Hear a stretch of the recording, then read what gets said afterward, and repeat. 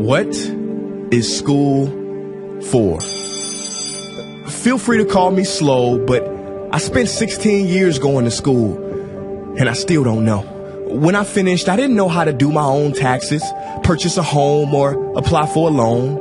I didn't know a thing about investments, building credit, or getting a job. I graduated at the top of my class, and what did I have? This fancy diploma to sit at home with my mom.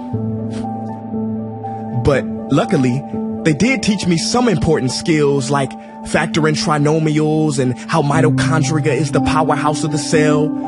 I'm so happy I remember the Pythagorean theorem, because it helped me a lot. Okay, I'm lying. Let me stop. Because all the stuff they taught me, truthfully, I forgot. Mom, remember when you would ask me, what did you learn in school today? And I would say, nothing much. I wasn't being modest. The truth about it, Mom, is I had already forgotten. And it's not just me. Millions of students sing the same song. How many of you guys avoid eye contact with the teacher to try not to get caught upon? Afraid to raise your hand for fear of being wrong, which proves that school isn't an environment for learning or building up the intellect. It's just a game you play for grades and how many A's you can collect. But I guess what do you expect when the most commonly asked question in class is this gonna be on the test? Is this gonna be on the test? See, if school put learning instead of testing and memorizing as the top standard, then the letter F would not stand for failure. It would stand for find another answer.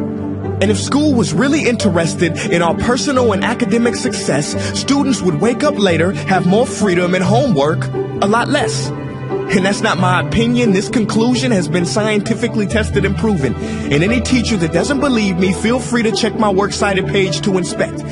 Oh, and I did it in MLA format because I know that's all you will accept. See, students would get more benefit from an extra hour of sleep than putting them through the torture of an extra essay, reading 150 pages, doing problems 1 through 60 on the worksheet, and having 3 projects due by the end of the week.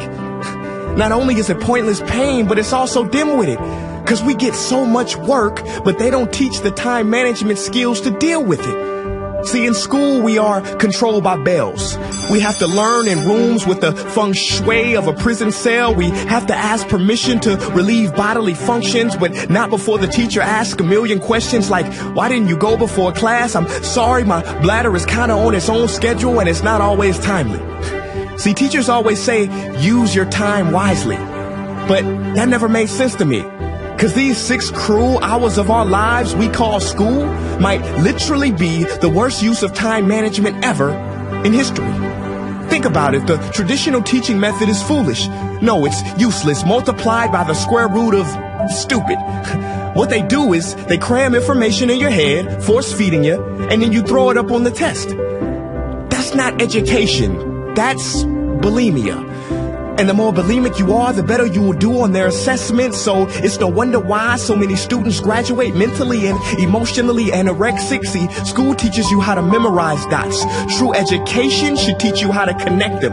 True education teaches you how to catch a fish. School teaches you, yeah, you caught the fish, but you didn't show your work, so it doesn't count. Throw it back. I'm just asking, what is school for? It's not education. That's just not true. If you still think that, you might be sniffing glue. See, the word education comes from the Latin root educe, meaning bring out, i.e. bring the gifts out of a person and make them viable. But school doesn't bring out much. It just stuffs more facts inside of you. Now, some of that stuff is justifiable. We need reading, writing, and some arithmetic. That's fair. But are you telling me metamorphic and igneous rocks are more important than self-care?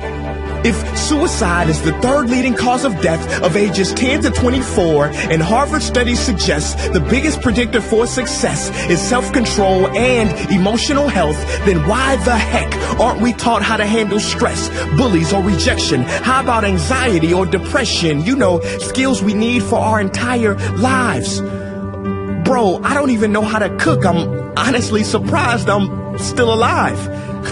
But hey, at least I can name all the battles that happened in the Civil War.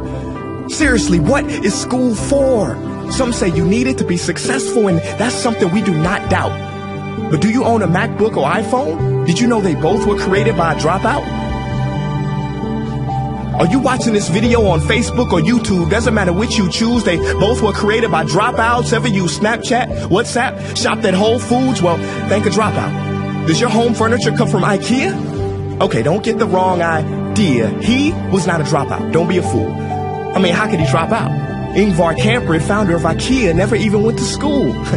I know what you're thinking. He's just picking and choosing. There's millions who didn't go to school that aren't successful. Who is he fooling? And you're right. But open your history books and start perusing. You'll find the very people we idolize in school never really had formal and/or secondary schooling. I'm talking George Washington, Abe Lincoln. America's best presidents had zero school between them. Ben Franklin, Thomas Edison, shall I proceed? Ernest Hemingway, Mark Twain, Teddy Roosevelt, Margaret Mead. Now please, I'm not saying drop out, because some schools are great and many teachers are rare treasures. I'm saying that there's a difference between people who are smart and people who score better. I'm saying that your future is something that no test will ever measure.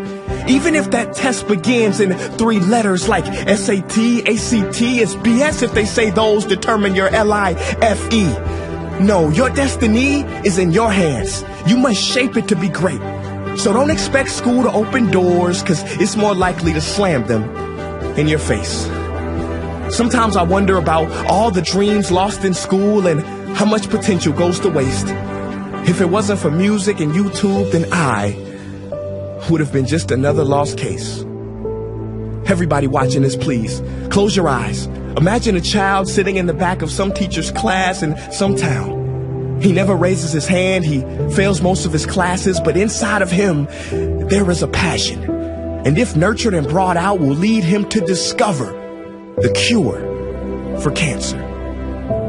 But you see, I'm afraid that child's gift will never come out. He will never win the Nobel Prize award because in class he was ignored and his worth was judged only by his scores. So teachers, principals, parents, advisors, and students, I ask one more time, what is school for?